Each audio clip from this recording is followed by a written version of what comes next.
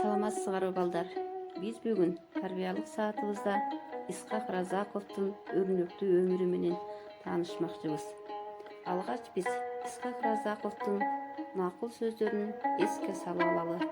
Кана балдар, андай накыл сөздөрдү ким айта алат? Мен эмне иштеп, эмне бүтүрдүм, ким үчүн эмгек кылдым? Эл калыс. Бирөөнүн күчтүүлүгүнөн эмес, өзүңдүн чабылдыгыңдан корк. Калыс кызматкер болом десең, кек сактаба, калыс бол. Бай жашоого болот, бирок өрнөктүү жашоо кыйын. Катты ашуудан кач, бирок адилеттиктен тайыба.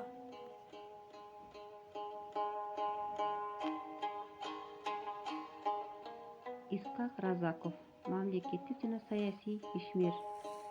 Ал 1910-жылы 25 октябрда Лейлек районунун Карасон айылында шахтердин үй бүлөсүндө жарык дүйнөгө келген. 3 жашында апасынан, 5 жашында атасынан ажырап, тоголой жетим калган. Алгач Хотжен шаарындагы жетим балдар үйүндө тарбияланган. Андан соң Ташкенттеги мектеп-интернатта окуган. Оор тагдырга карабастан билим алууга умтулуп, өз курбалдаштарынан айырмаланып турган. Разаков жогорку билимди алгач Ташкент шаарындагы Өзбек агартуу институтунда алган. Кийин Москва пландоо институтунда окуган. Исхак Разаков 35 жашында Совет өкмөтүнүн чечими менен Кыргыз ССРнин министрлер кеңешинин төрагасы кызматына келген. Ошол кезде Кыргыз Республикасынын экономикалык абалы өтө начар болгон.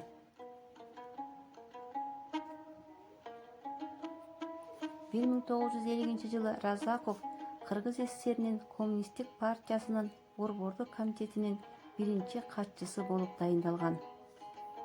Разаковдун келиши менен республикадагы бүтпөй жаткан иштер жандана баштаган. Разаков жетекчи болуп турганда көп кабаттуу үйлөр, завод, фабрикалар, мектептер курулган.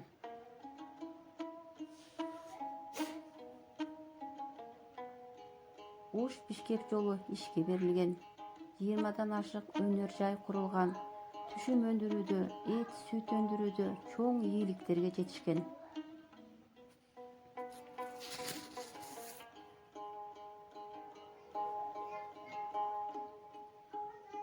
СССРдин курамындагы Кыргыз Республикасына экономикалык жетишкендиктерине карата Лениндик сыйлык алгачкы жолу ыйгарылган.